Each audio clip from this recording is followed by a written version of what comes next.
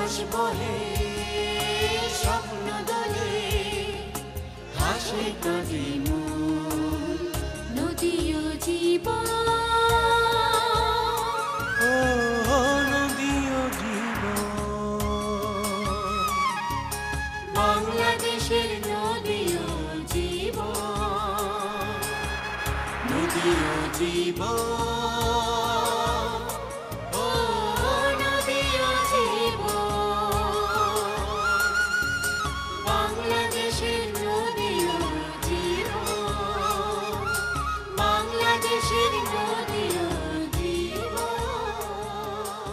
প্রিয় দর্শক, নিয়মিত অনুষ্ঠান নদী ও জীবন থেকে আপনাদের স্বাগত জানাচ্ছি। আমি চিন্ময় মধুসূদন। আমরা এই অনুষ্ঠানে বাংলাদেশের চরাঞ্চলের মানুষের যে জীবন সংকট, সেই সংকট যেমন তুলে ধরি, তেমনি একই সঙ্গে তাদের যে সম্ভাবনা, তাদের যে প্রত্যয়, তাদের যে এগিয়ে যাওয়ার চিন্তা, এগিয়ে যাওয়ার আগ্রহ, সেটাও তুলে ধরি। এই চরাঞ্চলের মানুষ দীর্ঘদিন ধরে জীবন সংগ্রামে রত। তাদের কোনো স্থায়ী ঠিকানাও অনেক সময় থাকে না বললে চলে। শিক্ষায় বলি, স্বাস্থ্যে বলি, সর্বক্ষেত্রেই তারা পিছিয়ে আছে নানাবিধ কারণে। পিআরএসপিতে এই চরগুলোকে দারিদ্র্যের পকেট হিসেবে চিহ্নিত করা হয়েছে। কিন্তু শুধু পকেট হিসেবে চিহ্নিত করলেই তো হবে না, তাদেরকে সেখান থেকে মুক্ত করে আনতে হবে। যদি আমরা তা না করতে পারি, তাহলে আমরা যে সত্যিকার অর্থে উন্নয়নের কথা বলছি, সেই উন্নয়ন সম্পূর্ণ হবে না। আজকে আমাদের অনুষ্ঠানে অতিথি হিসেবে আমন্ত্রণ জানিয়েছি ডিমলা উপজেলার চেয়ারম্যান আফতাবউদ্দিন সরকার। চেয়ারম্যান মহোদয়, আপনাকে আমাদের এই অনুষ্ঠানে স্বাগতম। যেটা বলছিলাম শুরুতে, আমরা এই অনুষ্ঠানের মধ্য দিয়ে চরের মানুষের জীবনের সংকট যেমন অন্যদের দেখাবার চেষ্টা করি এই অর্থে যে তাদের যে সম্ভাবনা, সেই সম্ভাবনাগুলোকে কিভাবে কাজে লাগানো যায় সে ব্যাপারে যাতে অন্য এলাকার মানুষও অনুপ্রাণিত হয় এবং এগিয়ে আসে। ডিমলার উপজেলার যে বিভিন্ন চর, এই চরেরও নানা ধরনের সংকট রয়েছে। আপনি এই সংকটগুলোকে কিভাবে প্রায়োরিটাইজ করছেন, বা কোন কোন সংকটগুলোকে আপনি মনে করছেন ইমিডিয়েটলি যদি দেখা না হয় তাহলে আরও ক্ষতির সম্ভাবনা আছে? এটা নীলফামারী জেলার ডিমলা উপজেলা, ভারতের সীমান্তবর্তী উপজেলা। এই উপজেলার 10টি ইউনিয়নের মধ্যে আপনার 6টি ইউনিয়নেই তিস্তা নদীর বেল্ট ভিত্তিক। তিস্তার করাল গ্রাসে প্রতি বছরই দেখা গেছে যে এই এলাকাগুলো ক্ষতিগ্রস্ত করে। শুধু ওভার ফ্লাড হয়ে নয়, এর করতে করতে যে সমস্ত চর সৃষ্টি হয়েছে, তাতে দেখা গেল যে 10টি ইউনিয়নের মধ্যে 6টি ইউনিয়নেরই আংশিকভাবে, এবং 2টো ইউনিয়ন, একটা খালিশা চাপানি, একটা টেপাখড়িবাড়ি, 2টি ইউনিয়নের অর্ধেক অংশই চলে গেছে চরে, নিমজ্জিত হয়ে গেছে। সৃষ্টি হয়েছে নদীর ভাঙনে পর্যায়ক্রমে দীর্ঘদিন ধরে ভাঙতে ভাঙতে চর সৃষ্টি হয়েছে। এই চরের মানুষগুলোর যোগাযোগ ব্যবস্থায় প্রথম ধরি আমরা যদি, তো এটার একেবারে নাজুক। তিস্তার ব্যারেজ আপনারা নিশ্চয়ই দেখেছেন, জেনেছেন। একটা জায়গা আছে পূর্ব খড়িবাড়ি, চর খড়িবাড়ি এলাকায় ঘুরে তিস্তা ব্যারেজ হয়ে ঘুরে যেতে হয়। সেখানে ডিমলা উপজেলা সদরের সুযোগ সুবিধা নিতে গেলে এই মানুষগুলোকে ন্যূনতম 30 থেকে 35 কিলোমিটার পথ চলে আসতে হয়। সেই পথটুকু তারা আসতে হয় বাইসাইকেলে। বর্ষাকালে সেটা আরও সুযোগ হয়ে ওঠে না। আর সোজা পথে একটু আসা যায় নদী পথে আসতে গেলে নৌকা দিয়ে আসলে পরে সেখানে নৌকোর পরে যে বাকি রাস্তাটুকু চরের উপর দিয়ে হাঁটতে হাঁটতে সে তো কত ঘন্টার যে প্রয়োজন, এটা তো আপনার নিজে না গেলে অনুমেয় করতে পারবেন না। খুবই কষ্টকর। কাজে একটা ডাক্তার যদি চিকিৎসার সুযোগে নিতে হয়, একটা ডাক্তারকে ডাকতে গেলে, সেখানে পৌঁছাতে ওষুধ আনতে গেলে ও রোগীর অবস্থায় আর খুঁজে পাওয়া যাবে। হ্যাঁ, যোগাযোগটা একটা মেজর প্রবলেম। এটা একেবারে নাজুক। আচ্ছা, এখানে আপনি যে নদীর চর জাগার কথা বলছেন, এই চরের স্থায়িত্ব কিরকম হয়? এই চরগুলোকে আবার খুব শিগগির ডুবে যায় না কতদিন পর্যন্ত থাকে? যখন ওভারফ্লাড হয়ে যায় তখন এই চরগুলো ডুবে যায়। আবার স্বাভাবিকভাবে দেখা যায় যে না, বেশ কিছু বছর কোনো ওভারফ্লাড না হলে পরে এই চরগুলো জেগে আছে, সেখানে বসতি স্থাপন হয়েছে। প্রতি বছরই শঙ্কার মধ্যে থাকতে হয়, কারণ ওরা তো আর জানছে না যে এই বছর ওভারফ্লাড হবে কি হবে না। এই গত মে মাসেই শুরুর দিকে দেখা গেল যে হঠাৎ একটা ফ্লাড আসলো, যেটা হওয়ার কথা নয়। সাধারণত জ্যৈষ্ঠ মাসে বন্যা হয় না, দেখা গেল যে ওভারফ্লাড হয়ে আসলো। আমাদের ওই ছোটোখাটো একটা জায়গা, সেই জায়গাটাতে প্রচুর ধান জন্মেছিল। সেটা হঠাৎ ডুবে গেল। আমরা গেলাম সেখানে, গিয়ে দেখি যে অস্বাভাবিক একটা অবস্থা। সে 6 ঘন্টার নোটিশে বন্যা একদম প্লাবিত হয়ে গেল। আবার 24 ঘন্টার মধ্যে সেটা চলে নেমে গেল যদিও, কিন্তু যে ধানের যে ক্ষয়ক্ষতিটা, সে সময় বড় ধানটা একদম পাকিয়ে আসছে, সেই ধানটা তারা ঘরে তুলতে পারলো না। তো আমরা আপনার সঙ্গে আরো বিস্তারিতভাবে আলোচনা করব। তার আগে ওই এলাকার উপরে আমরা একটা ডকুমেন্টারি ফিল্ম করেছি আমাদের প্রতিবেদক বৃন্দ, সেটা আগে একটু দেখে নিই। দেখার পরে আমরা ওই বিষয়ে এবং আপনি আরো যে সমস্যা কিভাবে সমাধান হতে পারে বা সম্ভাবনা কোথায়, সেগুলো নিয়ে আরেকটু বিস্তারিত জানার চেষ্টা করব আপনার কাছ থেকে। তাহলে আমরা একটু ডকুমেন্টারি ফিল্মটা দেখি।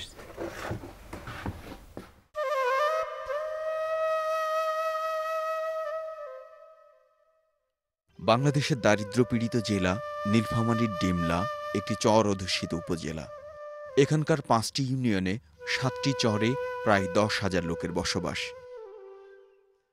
এদের বেশিরভাগই হতদরিদ্র। চরে নেই তেমন কোনো কাজের সুযোগ, তাই পরিবারের মুখে দুমুঠো খাবার তুলে দিতেই নিরন্তর সংগ্রাম করতে হয় ভাগ্যপীড়িত চরবাসীদের। 12 মাসে 2 মাসে বাইরে খান লাগে, আর সব দিকে বাইরে খাটতে হবে। এই মাস আর জ্যৈষ্ঠ মাসে বাইরে খাটতে হয়। ধান কাটা তখন 20 দিন 25 দিন থাকে আসি, 2,000 2,500 3,000 টাকা ধরে আসি। ওই টাকার ধান কিনি, 2-4-5 মণ ধান কিনে আনে, ওই টাকার ধান কিনে খাইতে থেকে আস্তে আস্তে। আমার যে কাজ লাগে ওপাশে কাজ করি, কাজটার করি, ওই কিছু সংসারে লাগাই। আশ্বিন কার্তিক মাসে যে ভারতে কাশিয়ে কাটে বিএসএফরা যদি বলে আমরা ভাই গরিব লোক, 2-4 মাস যদি 2-4 বোঝা যদি কাটতে দেন তাহলে কাটে নিয়ে যাই। তখন ওদের ভাই আমাদের ক্যাম্পে কাজ করে দিতে হবে, কাজ করে দেই, তারপরে তো দেয়, তার আগে তো আর দেয় না। ওইভাবে আর কি চলি। আপনার কাছে টাকা চাই কিছু, বলে ভাই টাকা দেন, আপনি দেবো সুদের উপর 1,000 টাকা দেন, আপনাকে দেবো লাভের সুদে। এই করে তো আশ্বিন কার্তিক 2 মাসে চলে আর কি। যখন আমার স্বামী কাজ করতে যায় তখন বাচ্চা কাচ্চা নিয়ে থাকি, খাবার থাকে না, তখন মানুষের কাছে যাই যে কই বলে বাচ্চাগুলো আমার না খেয়ে আছে, কিছু দেন, টাকা পয়সা কিছু দেন। তখন দেয়, তখন বাচ্চাগুলো তখন খাবার চায়, আমি না খেয়ে তখন বাচ্চাগুলোকে খাই। যখন কোনো জায়গায় পাই না তখন ওরা না খেয়ে থাকে। কিছু যদি জমি জায়গা থাকতো তখন ভালোভাবে চলতো।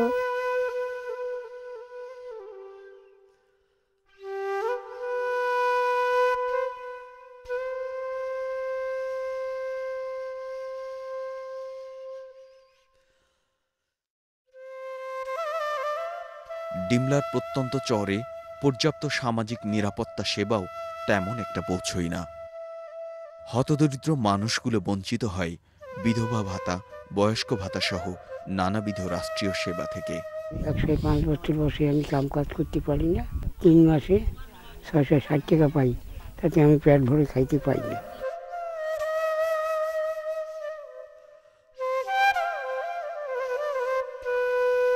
দারিদ্র্যের কষাঘাতে জর্জরিত চরবাসীরা নিস্তার পায় না যৌতুকের অভিশাপ থেকে। ধার দেনা করে যৌতুক দিতে গিয়ে নিঃস্ব হয়ে পড়ে অসহায় বাবা মা। আমার 5টা ছেলে মেয়ে, একটা বিয়ে দিছি মেয়ে, উপযুক্ত 2টা মেয়ে শিয়া নিছে। 40-50 হাজার টাকার কম মেয়ে একটা দেওয়া যায় না, কিন্তু দিবার পাই না।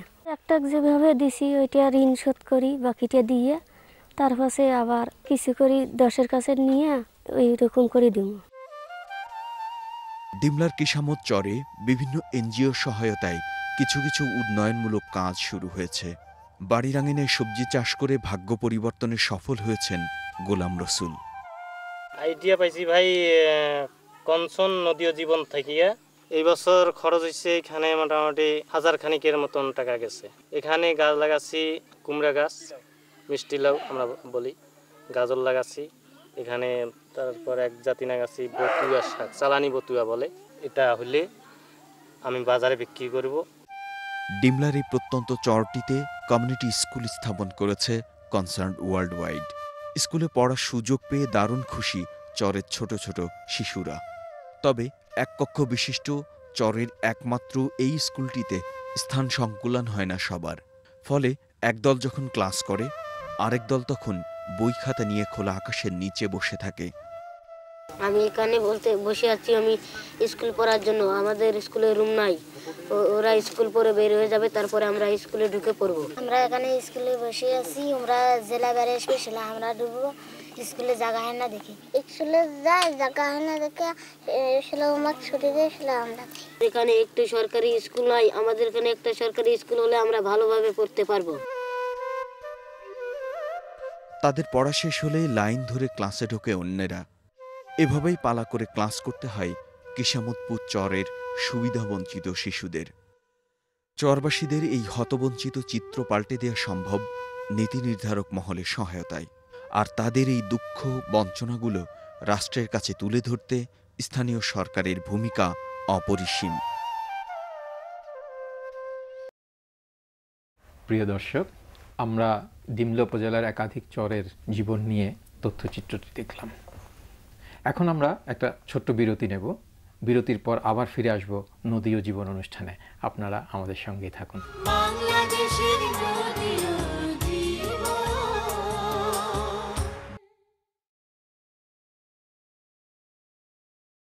বাংলাদেশের নদী ও জীবন। ফিরে এলাম নদী ও জীবন অনুষ্ঠানে। আমাদের সঙ্গে থাকার জন্য ধন্যবাদ। আমরা তথ্যচিত্রটা দেখেছি, তার আগে কথা বলছিলাম উপজেলা চেয়ারম্যান আফতাবউদ্দিন সরকারের সঙ্গে। আমরা আবার চেয়ারম্যান সাহেবের সঙ্গে সেই সমস্যা নিয়ে একটু বিস্তারিতভাবে আলোচনা করব। হ্যাঁ চেয়ারম্যান মহোদয়, আমরা তো তথ্যচিত্রটা দেখলাম, সেখানে আপনি যে সংকটের কথাগুলো বলছিলেন তার বেশ কিছু সংকট এখানে আমরা দেখেছি এবং কিছু সম্ভাবনাও দেখলাম, বিশেষ করে কৃষিক্ষেত্রে। ওখানে সবজি হচ্ছে, ফল হচ্ছে। তা আপনি শুরুতে সমস্যার কথা, যাতায়াত সমস্যার কথা বলতে গিয়ে সেখানে কিছুটা স্বাস্থ্যের কথা বলেছিলেন, একই সঙ্গে আমরা শিক্ষার একটা সমস্যা দেখতে পাচ্ছি। তো এই পর্যায়গুলো আপনার ধরেন কোন অবস্থার মধ্যে আছে আপনার এলাকায়? এখানে যে শিক্ষার ব্যবস্থাটা দেখানো হলো, সেখানে দেখা গেল যে ক্লাসের অভাব। শুধু ক্লাসের অভাব নয়, এখানে শিক্ষার পাঠদানের পুস্তকের অভাব, এবং যে সমস্ত বাচ্চা কাচ্চা লেখাপড়া শিখতে আসবে তাদের খাওয়া পড়ার সমস্যা। তারা ঠিকমতো খেতে পায় না, স্কুলে আসবে না খেয়ে পাঠদান করবে কিভাবে, তারা ফিরে গিয়ে কি খাবে সেই ব্যবস্থাটাও তাদের মধ্যে নাই। এক্ষেত্রে দেখা যায় আপনার যে এনরোলমেন্ট, যেটা অর্থাৎ স্কুলে যাওয়ার সংখ্যাটা চরে বেশ কম, প্রায় ধরা হচ্ছে 40-44% এরকম। সেখানে আমাদের কথা হলো সবগুলোকেই স্কুলে আনা সম্ভব যদি তাদের মধ্যে যে বৃত্তি বিষয়গুলো যে রয়েছে এটা একটা সীমারেখা করে দেওয়া হয়েছে। এটা আমরা মনে করি যে চরাঞ্চলের জন্য এটা একটা বিশেষভাবে সুযোগ দিয়ে যে শতভাগকে এই বৃত্তির আওতায় নিয়ে এসে এই বাচ্চাগুলোকে লেখাপড়ার সুযোগ করে দেওয়া। কারণ তাদের তো গার্জিয়ান, ওই যে আপনি দেখলেন ডকুমেন্টারিতে, সে চলে গেছে বউ বাচ্চা রেখে খেটে খেতে গেছে ঢাকায় রিক্সা চালাতে বা অন্য কোথাও গেছে কাজ করতে, বাড়িতে তার নিরাপত্তাও তাদের বিঘ্নিত বলতে গেলে। উপজেলা পরিষদ বিশেষভাবে কি ধরনের ভূমিকা নিতে পারে সে নিজস্ব ফান্ডে বা নিজস্ব ব্যবস্থায়? হ্যাঁ, উপজেলা পরিষদের এবার তো গভর্নমেন্টের যে সমস্ত ফান্ড রয়েছে যেগুলো, এগুলো আমরা জানি না, আপনারা তো নিজেরাই জানেন। এখন একটু আমাদের পাওয়ার ফাংশন নিয়ে একটু সমস্যা দেখা দিয়েছে। তবু এর আগেও 1985 এবং 90-তে আমি উপজেলা চেয়ারম্যান ছিলাম। সে সময় দেখা গেছে আমরা শিক্ষা ব্যবস্থাও আমরা একটা বড় যে চিহ্নিত থাকে যে এত পার্সেন্টেজ ওয়ার্কটা শিক্ষা, প্রাথমিক শিক্ষায়, এত পার্সেন্টেজ যোগাযোগ ব্যবস্থায় উপজেলা তহবিলটাকে আমরা এইভাবে প্লেস করতাম। তা এরপরও আমাদের কথা হলো, আমার নির্বাহী অফিসারের সঙ্গে আমার কথা হয়েছে, আমরা অন্তত শিক্ষা খাতটাকে এই চরাঞ্চল মানুষের জন্য সুযোগ সৃষ্টি করা যেতে যায়, যেটা রাজস্ব খাত উপজেলার। এখন পর্যন্ত রাজস্ব খাতটাকে আমরা ব্যবহার করতে পারতেছি সরকারি যে আইন অনুযায়ী আর কি। যতক্ষণ পর্যন্ত না আমরা টোটাল ইয়েটাকে কাজ করতে পারছি না, উপজেলা পরিষদের এখন যে কীভাবে আইনের বিন্যাস হবে এটা এখনও তো নিশ্চিত করে বলা যাচ্ছে না।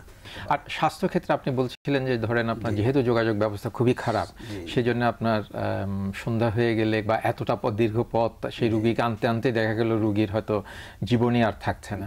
তো এই ক্ষেত্রে ধরেন আপনার কি এমন একটা ব্যবস্থা আপনি চাইবেন যে হোক? এখানে বিগত আওয়ামী লীগের গভর্নমেন্টের সময় যে কমিউনিটি হেলথ সেন্টারগুলো করা হয়েছিল ৬,০০০ পপুলেশনের মধ্যে একটা করে ক্লিনিক, কমিউনিটি ক্লিনিক, সেই ক্লিনিকগুলো রয়েছে, এটাও কিন্তু অপ্রতুল। এটা হতে এর আগে ফাংশনটা বন্ধ ছিল, এখন হয়তো আওয়ামী লীগ গভর্নমেন্ট আসার ফলে এখন এটাকে আবার নতুন করে পুরোদমে চালু করাটার কর্মতৎপরতা আমরা লক্ষ্য করতেছি। এটা চালু হলে পরে কিছুটা হবে, দেন এরপরও যেখানে যেখানে নাই সেখানে অন্ততপক্ষে লোকালি এটা অ্যারেঞ্জ করে সেখানে একটা হয়তো যেখানে স্কুল আছে তার পাশে একটা সেন্টার করে দিয়ে সেখানে হয়তো আমরা হেলথ সেন্টারটা তাদেরকে একটা করে দিতে পারি লোকালি। আপনি বলছিলেন যে আপনার এলাকায় চরের সংখ্যা বেশ অনেক চর আপনার এলাকায়, তো সেই ক্ষেত্রে এই ক্লিনিকগুলো ইতিমধ্যে আপনি অর্থাৎ নির্বাচিত হওয়ার পরে আপনি তো এখন দায়িত্ব গ্রহণ করেছেন, এই ক্ষেত্রে ফাংশনিংয়ে আপনি কোনো ধরনের কোনো সংকট কি ফেস করছেন যেটা ওভারকাম করা দরকার, যেটা ধরুন আমাদের পলিসি মেকারদের জানা দরকার যে এখন এটা পর্যন্ত পুরোদমে চালু হয়নি এবং সেখানে মেডিসিন যায়নি এখন পর্যন্ত, সেখানে হেলথ যে ডাক্তারগুলো যারা আছে তাদেরকে দেওয়ার মতো চিকিৎসা সেবা দেওয়ার মতো কার্যক্রম এখন শুরু হয়নি, শুধু কমিটি গঠন নিয়েই চলতেছে। এটা হলে পরে এরপর হয়তো পরবর্তী পর্যায়ক্রমে হয়তো এটা হবে। তো সেক্ষেত্রে আমরা মনে হয় এই আলোচনার থেকে মাননীয় স্বাস্থ্যমন্ত্রীর দৃষ্টি আকর্ষণ করব এবং স্বাস্থ্য মন্ত্রণালয়ের যারা কর্মকর্তা আছেন তাদের দৃষ্টি আকর্ষণ করব যাতে চরের মানুষগুলোর জন্য সিভিল সার্জনের সাথে কথা হয়েছে, উপজেলা স্বাস্থ্য কর্মকর্তার সঙ্গে কথা হয়েছে, তারা যত দ্রুতই সম্ভব সেখানে স্বাস্থ্যসেবা পৌঁছাবার জন্য পরিকল্পনা তৈরি করতেছে। এবং আমার বিশ্বাস যে এই গভর্নমেন্ট নতুন দিনের যে একটা চিন্তাভাবনা আমাদের রয়েছে সেখানে আমরা আজকে একমত হয়ে পোষণ করতে চাই এবং সেই সাথে এই চরাঞ্চলবাসীগুলোর জন্য এরাও মানুষ, এই দেশের জীবিকা তাদের জন্য পাশাপাশি শুধু স্বাস্থ্য পাশাপাশি শিক্ষা এবং জীবিকার অন্বেষণে যে তাদের যে সমস্ত প্রয়োজন যে তাগিদগুলো আমরা অনুভব করি সেদিক থেকেও বিশেষ বিবেচনা করা দরকার। সরকার বলছেন দিন বদলের পালা, অর্থাৎ সমস্যা এবং সংকট থেকে উত্তরণ করা যেটা সেটাকেই আমরা দিন বদল বলছি এবং সেটাই আমরা প্রত্যাশা করছি। এরই মধ্যে আমাদের যে বাজেট হয়েছে সেই বাজেটে মাননীয় অর্থমন্ত্রী প্রস্তাব করেছিলেন হতদরিদ্র অর্থাৎ মানে কর্মসৃজনমূলক কর্মসূচির আওতায় প্রায় উনি 1176 কোটি টাকা বরাদ্দ করেছেন। তো চরের মানুষ এই দরিদ্রদের মধ্যেই পড়ে, অর্থাৎ খুব বেশি দরিদ্র যারা, হতদরিদ্র যারা। কিন্তু এই প্রস্তাবে মাননীয় অর্থমন্ত্রী আলাদা করে আর চরকে চিহ্নিত করেননি। আপনি এখান থেকে এই যে বরাদ্দ, এই বরাদ্দটা চরের জন্য নিয়ে আসার জন্য আপনাদের উপজেলা পরিষদ কি ধরনের পরিকল্পনা গ্রহণ করবে? আমরা পরিষদ পক্ষ থেকে এখনো সে সিদ্ধান্ত নিতে পারিনি, তবে আমাদের চিন্তা যেটা সেটা আমরা অর্থ মন্ত্রণালয়ে একটু বলতে চাই যে এটার জন্য ডিফারেন্ট এটা কিছু করা, সেটা হলো যে সুনির্দিষ্টভাবে যে এই চরবাসীগুলোর জন্য এই সমস্ত মানে এখানে তো কোনো প্রান্তিক কৃষকও নাই, আমরা যারা বলি যে ছোটোখাটো আমাদের অঞ্চলে এটা মজুরের দেখা যায় যে 1 বিঘা জমি কোথাও আছে কোনো মজুরের, কিন্তু সেসব মানুষের তো কিছু নেই, চরে শুধু বালুময় বালু। এখন সে বালুতে নতুন করে সে সুযোগ সুবিধা কিছু আসতেছে, এখন পটেটো, আলু বলেন, কিছু ভুট্টা, এই চাষাবাদের সুযোগ আছে, কুমড়া কিছু আছে, কলাও দেখলাম হচ্ছে। তো এগুলো হতে গেলে এগুলোর জন্য যে আপনার উপকরণ, সে উপকরণ তো তাদের হাতে নাই। এখন ভুট্টার বীজের দাম বেশি, আপনার ভুট্টার জন্য প্রচুর সারের দরকার, এই সারের প্রয়োজন। তো আপনার চাষ করতে গেলে আলুর জন্য প্রচুর সারের প্রয়োজন, আলু বীজের এবার আলুর দাম তো বুঝতে পারতেছেন, আকাশচুম্বী। তো এগুলো বীজ তাদেরকে সরবরাহ করতে হবে, তাদের এই সমস্ত ইনপুটস দেওয়ার জন্য ব্যবস্থা নিতে হবে। মোরালেস আমাদের কথা হলো যে সর্বসাকুল্যে চরবাসীর জন্য একটা পৃথক আপনি 1176 কোটি টাকার আপনি বাজেট দেখাচ্ছেন হতদরিদ্রের জন্য, কিন্তু হতদরিদ্র তো বাংলাদেশের চিত্রটাই হতদরিদ্র বলতে গেলে। তো এইখানে আপনাকে সুনির্দিষ্ট করে বলতে হবে যে চরবাসীর জন্য আমরা কি করতেছি, এটা না বললে তো হবে না। আপনি 1100 কোটি টাকা সবাই বলবে যে আমরা তো বুভুক্ষু, আমরা তো দরিদ্র, আমরা নিচে আমাদের এই অবস্থা, কাজে এটাকে তো ওইভাবে হবে না। আপনি যেভাবে শিক্ষার ক্ষেত্রে বলছিলেন যে বৃত্তির ক্ষেত্রে তাদেরকে একটু বিশেষ বিবেচনায় করতে হবে, তো এই বরাদ্দের ক্ষেত্রেও একটু বিশেষ বিবেচনা যদি সুনির্দিষ্ট উপজেলার যে বন্টনগুলো আসবে, উপজেলা পর্যায়ে যে ফান্ডটা দেওয়া হবে, সেখানে যেসব এলাকা চর অঞ্চল আছে সেই মানুষগুলোকে জন্য সেখানে একটা প্লাস কিছু বন্টন সুযোগ দেওয়া হোক, বরাদ্দ আলাদা কিছু স্পেসিফিক করে দেওয়া হোক যে এই চরাঞ্চল এই পরিমাণটা পাবে। আপনি শুরুতে হঠাৎ বন্যার কথা বলছিলেন, এখন ওই হঠাৎ বন্যা থেকে রক্ষা পাওয়ার জন্য যে তলিয়ে যাচ্ছে যে বাড়িগুলো, ধরেন আপনার যে ভিত্তিটা একটু উঁচা করা বলে একটা কর্মসূচি রয়েছে। হ্যাঁ, এখানে আমাদের কথা হলো যে আজকে কিন্তু সুনির্দিষ্ট হবে নদী শাসনের যে পদ্ধতিটা, আমাদের ওখানে পানি উন্নয়ন বোর্ড কাজ করছে, বাংলাদেশের তিস্তা ব্যারেজ প্রজেক্ট আপনারা জানেন সকলে, সেখানে আপনার কিছু করতে গেলেই তাদের অনুমোদনের দরকার। তো এখানে সমন্বিতভাবে কিছু হচ্ছে বলে মনে হয় না। আমরা এখানে দেখেছি যে আপনার নদী শাসনের জন্য যে এনভায়রনমেন্ট রয়েছে, এছাড়াও তার নদীর ভিতরে সেখানে বেশ কিছু বিশাল এলাকা, সেখানে আজকে সেগুলোতে চাষাবাদের উপযোগী, চাষাবাদ করছেও মানুষ, কিন্তু হঠাৎ তলিয়ে যাচ্ছে। তো এখানে কিছু এনভায়রনমেন্ট হওয়ার দরকার, নদী শাসনটাও ঠিকমতো হওয়া দরকার, এখানে প্রচুর ব্যয়ের প্রয়োজন হবে। তো এদিকে তাকাতে হবে। এখন আমরা তো বলতে গেলে একেবারে সীমান্তবর্তী এলাকার মানুষ, সেখানে সরকারি সুযোগ সুবিধা বলতে এদিক থেকে যেতে যেতে যা পৌঁছে দেখা গেল যে উচ্ছিষ্ট কিছু ওই দিকে গিয়ে পৌঁছলো, সেখানেও কিছুটা আপনার বৈষম্য আমরা মনে করতে পারি। আসলে পুরো দেশটাই তো আমাদের, ফলে ধরেন আপনার আমি যদি অন্য এলাকারও হই, চরের নাও হই, তাহলে আমাকে ভাবতে হবে চরও কিন্তু আমাদেরই। তো ফলে ওইভাবে আমরা আমাদের সব কিছু ওইভাবে ভাবতে হবে। পলিসি প্ল্যানার যারা আছেন, যারা ধরেন পরিকল্পনা করেন, যারা নীতি নির্ধারণ করেন, যারা দেশের পরিচালনা করছেন সরকারি পর্যায়ে, এমনকি আপনার বেসরকারি পর্যায়ে অনেকে নানা ধরনের কাজ করছেন, তাদের সকলকেই হয়তো এইভাবে একটু দৃষ্টি দিতে হবে। আপনার বিভিন্ন এনজিও ইতিমধ্যে কাজকর্ম শুরু করেছে। আপনার বিশেষত কনসার্ন আমাদের এলাকায় নদী ও জীবন প্রকল্পের ইয়েতে কাজ করছে, তার আগেও তারা কাজ করছে এলাকায় কিছু হতদরিদ্র মানুষের জন্য কিছু সুফল আসছে। একটা বড় রকমের দায়িত্ব আপনার হাতে অর্পিত হয়েছে, সেখানকার মানুষ আপনাকে সেই দায়িত্ব দিয়েছে। আমরা আশা করি সকলের সহযোগিতা নিয়ে, সরকারি বেসরকারি পর্যায়ে প্রশাসনের এবং এনজিওদের সহযোগিতা নিয়ে আপনি আপনার নেতৃত্বের মাধ্যমে চর এলাকার বিভিন্ন সংকট হয়তো রাতারাতি সমাধান হবে না, কিন্তু সমাধান করার পথে একটি বড় রকমের পদক্ষেপ নিতে পারবেন। আমরা আপনার নেতৃত্বে সেই সফলতা কামনা করি। যুব উন্নয়ন অধিদপ্তর থেকে আমরা শুরু করেছি ইতিমধ্যে সোয়েটার নেটিংয়ে কিছু ছেলে পেলে বেকার ওই এলাকার চরবাসীর থেকে ইতিমধ্যে প্রতি মাসে 16 জন করে, ইতিমধ্যে 2 মাসের আমরা 32 জন ছেলেকে পূর্ব খড়িবাড়ি থেকে পাঠিয়েছি। সেখানে তারা হয়তো শিক্ষা লাভ করে তো কিছুটা কাজ করতে পারবে, গতি সঞ্চার করতে পারবে। সরকারের যে পরিকল্পনা আছে যে প্রতি পরিবারে একজন করে চাকরি দেওয়া, সেই চাকরি দেওয়ার ক্ষেত্রে আমরা বলি যে ওইসব এলাকার থেকে আরও অগ্রাধিকার দেওয়া। ওইসব এলাকার সারা ঢালাওভাবে সারা দেশের যে সমস্ত ওই চিহ্নিত পকেটগুলোকে, যে সমস্ত মানুষ হয়তো দরিদ্র, তাদের জীবন ব্যবস্থার কোনো জীবিকার থাকার তাদের কোনো রকম সুযোগ থেকে তারা বঞ্চিত, সেই সব থেকে আগে পিক আপ করা উচিত। প্রিয় দর্শক, এখন আমরা একটা ছোট্ট বিরতি নেব। বিরতির পর আবার ফিরে আসব নদী ও জীবন অনুষ্ঠানে। সে পর্যন্ত আমাদের সঙ্গেই থাকুন। বাংলাদেশের নদী ও জীবন।